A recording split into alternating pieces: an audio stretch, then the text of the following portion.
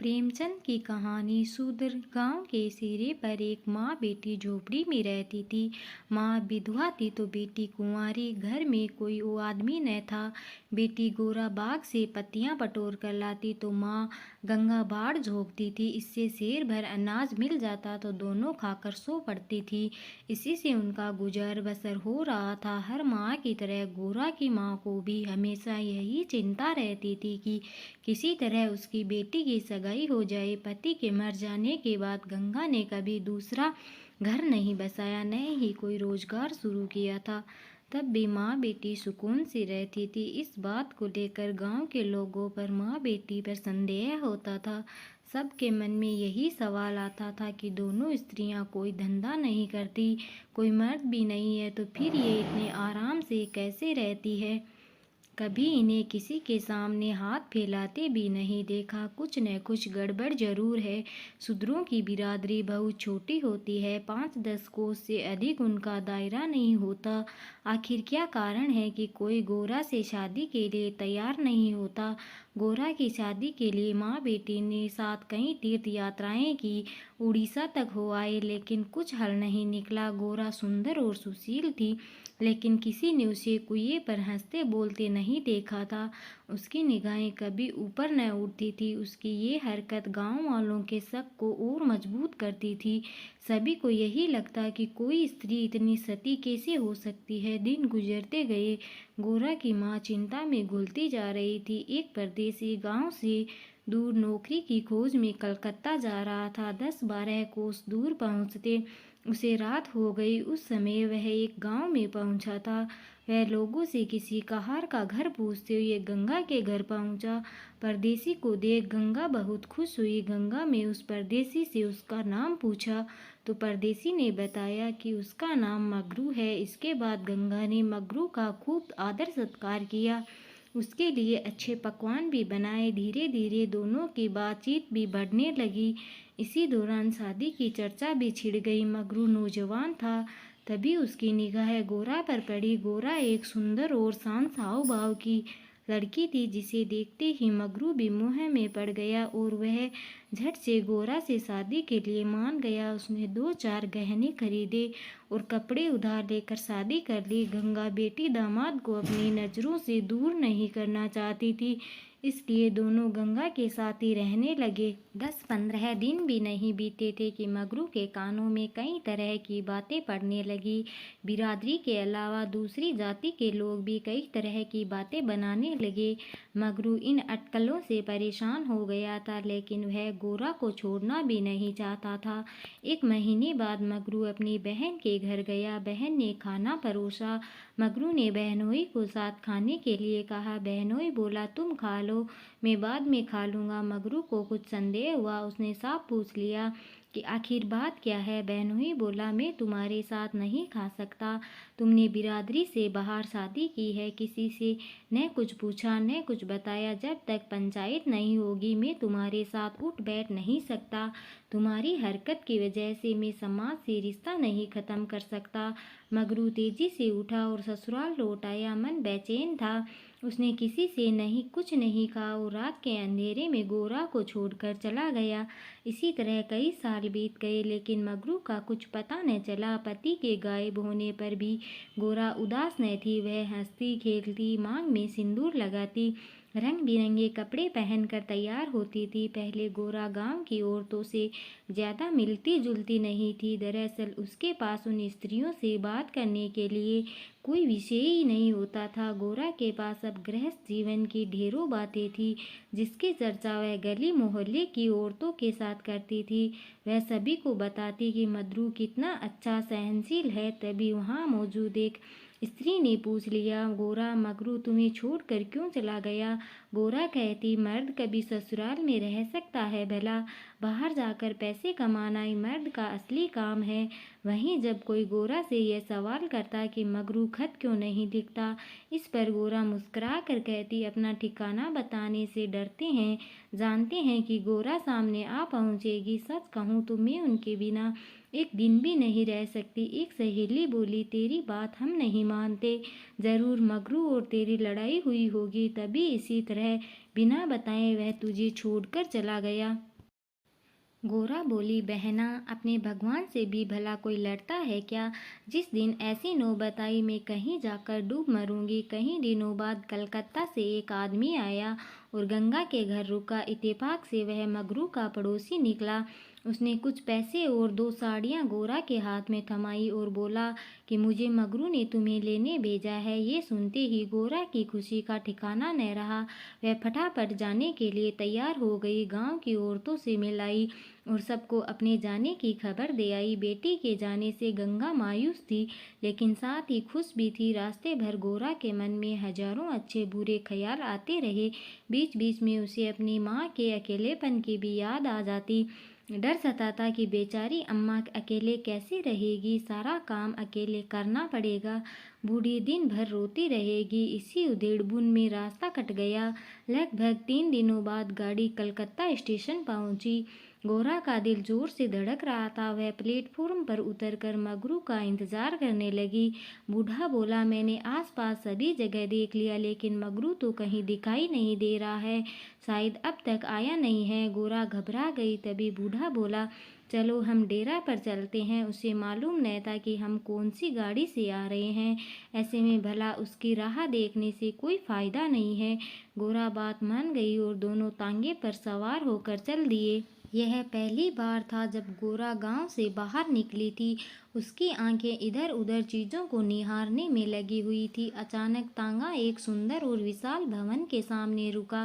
गोरा उतरी और तेजी से सीढ़ियों के सहारे ऊपर चढ़ने लगी। मगरू से मिलने की थोड़ी भी देरी उससे बर्दाश्त नहीं हो रही थी। तभी बूढ़े ने पहली मंजिल के एक कमरे की ओर इशारा करते हुए कहा, ये मगरू का कमरा है, जाओ, वह अंदर ही पड़ा होगा।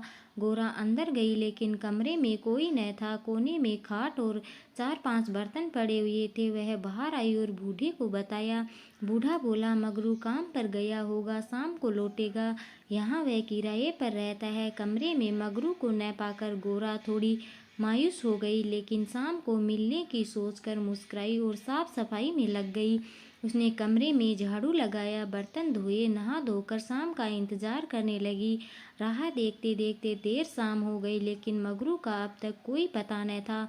गोरा का मन फिर घबराने लगा। घना अंधेरा छा गया था, परंतु कमरे में एक दीपक तक न था। जब भी किसी की आहट होती तो गोरा को लगता मगरू आया होगा, लेकिन दरवाजे पर कोई दस्तक न होती थी। कुछ देर बाद दस्तक हुई। गोरा दौड़ी और दरवाज़ा खोला। सामने बूढ़ा खड़ा था। गोरा बोली, वो अब तक आए क्यों नहीं? बूढ़ा बोला, अभी मैं मगरू के दफ्तर से ही लौटा हूँ। साहब ने बताया कि मगरू का ट्रांसफ़र हो गया है। मगरू ने साहब से कई मिन्नतें की, लेकिन किसी ने उसकी एक न सुनी और दूसरी जगह भेज दिया। मैं दफ्तर से उसका नया पता ले आया हूँ।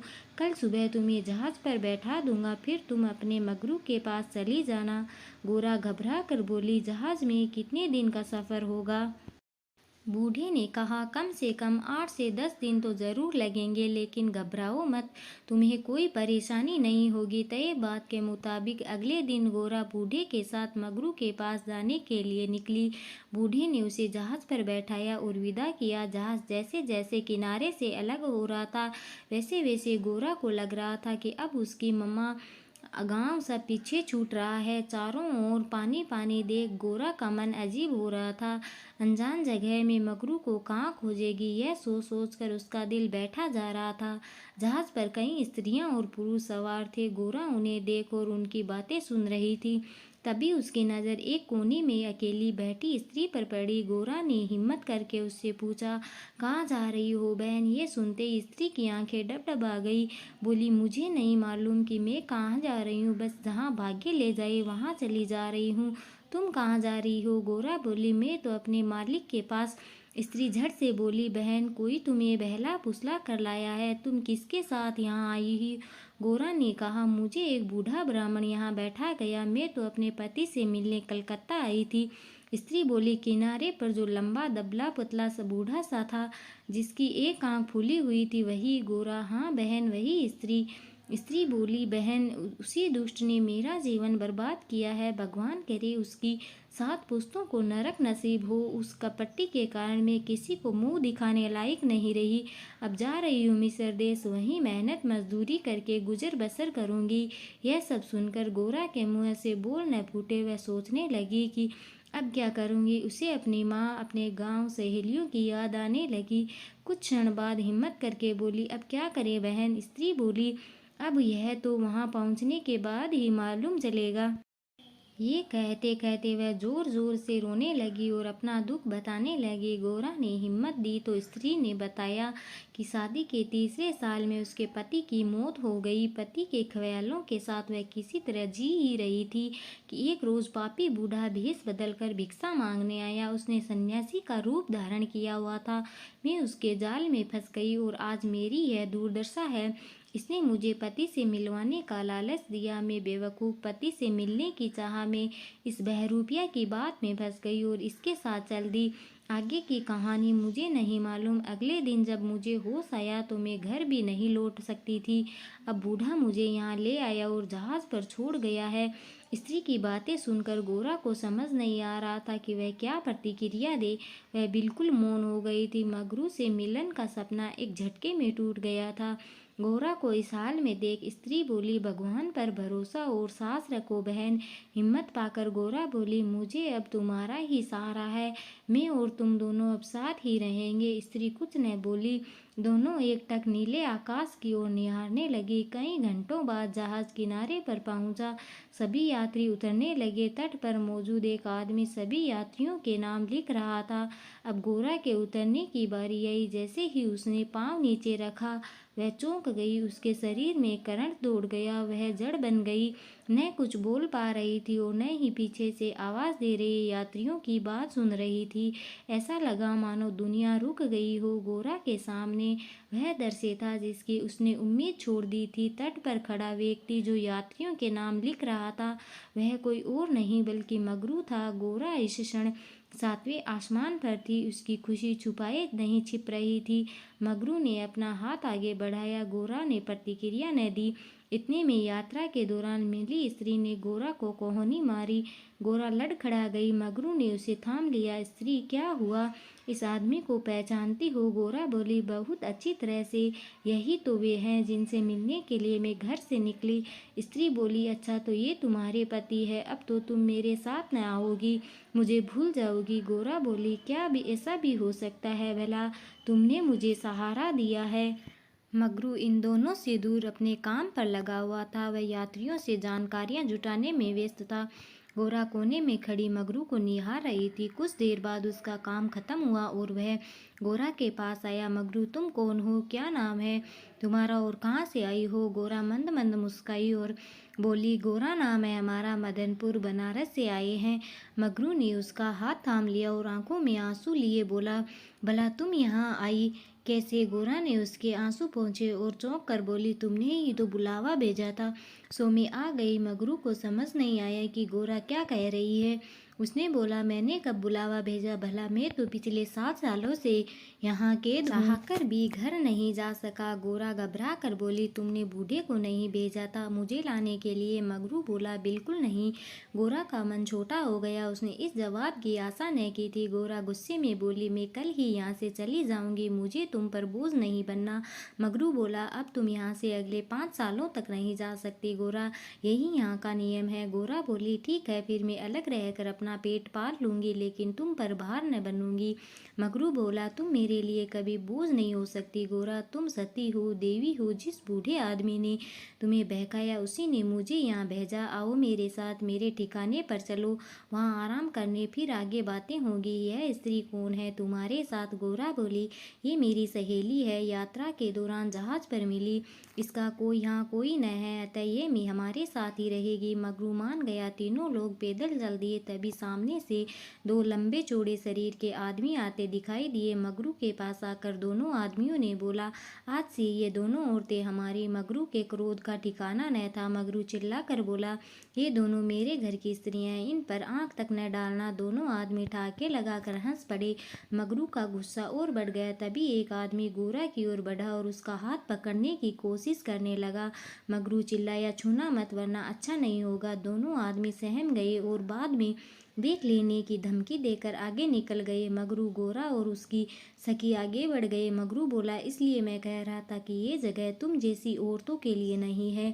अचानक सामने से एक अंग्रेज आ पहुंचा। उसने मगरू से कहा, जमादार, ये दोनों औरतें आज से मेरे कोठे में रहेगी। मगरू ने हाथ जोड़ लिए, बोला, साहब, ये मेरे घर की औरतें हैं, इन्हें जाने दीजिए। अंग्रेज बोला, झूठ मत बोलो, तुम। गोरा की ओर इशारा कर उसने कहा, इसको हमारी कोठे में भेज दो। मगरू कांप गया और ना में सिर हिलाने लगा, लेकिन तब तक अंग्रेज आगे बढ़ चुका था। साहब की बात पर अमल करना जमादार का काम था। मगरू समझ नहीं पा रहा था कि वह क्या करे। आखिरकार रास्ता खत्म हुआ। सामने मजदूरों के रहने के लिए मिट्टी के घर बने थे। बाहर दर्जनों की संख्या में स्त्री और पुरुष बैठे थे। सभी गोरा और सखी को गंदी नजरों से घूर रहे थे। किसी तरह नजर बचाकर मगरू दोनों औरतों को घर ले गया और खुद दरवाजे पर बैठा रहा। दोनों स्त्रियां कमरे के भीतर अपने भाग्य को कोसती तो मगरू दरवाजे पर बैठा रखवाली करता रहा। किसी तरह रात बीती। अगले रोज दिन किसी तरह कट गया। रात के तकरीबन 10 बजे दरवाजा पर दस्तक हुई। मगरू निकला तो देखा सामने सिपाही खड़ा है। सिपाही बोला, चलो, तुम्हें साहब ने बुलाया है। मगरू बोला, भाई, तुम हमारे देश के आदमी हो, मुझ पर मुसीबत आन पड़ी है, मदद करो। जाओ, साहब को कह दो कि मगरू घर पर नहीं है। सिपाही बोला, नहीं बाबा, वह बहुत गुस्से में है, ऐसा कुछ नहीं कह सकता। तुम साथ चलो। मगरू के पास कोई चारा न था। वह सिपाही के साथ निकल गया। मगरू को सामने देख साहब जोर से चिल्लाया, वह औरत कहाँ है? कल तुम उसे मेरे कोठे पर क्यों नहीं लाए? मगरू ने हाथ जोड़ लिए और बोला, वह मेरी पत्नी है साहब। साहब बोला, वह दूसरी कौन थी फिर? मगरू, मालिक, वह मेरी बहन है। साहब गुस्से में बोला, हम कुछ नहीं जानते, तुम उन दोनों में से किसी एक को लेकर आओ जल्दी। मगर मगरू साहब के पैरों में गिर गया और रोने लगा।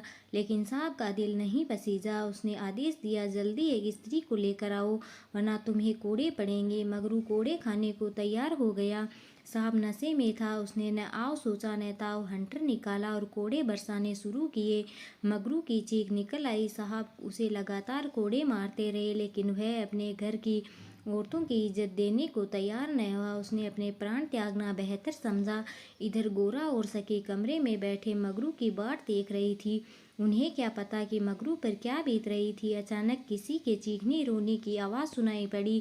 कान लगाकर सुना तो कलेजा मुंह को आ गया। यह मगरू की आवाज़ थी। गोरा दौड़कर दरवाजे पर पहुंची। मगरू की आवाज़ सुनकर उससे रहा न गया तो आवाज़ के पीछे दौड़ गई। फाटक खुला था। गोरा, कोई है, कोई है, आवाज़ देने लगी, लेकिन जवाब न मिला। वह अंदर जा पहुंची।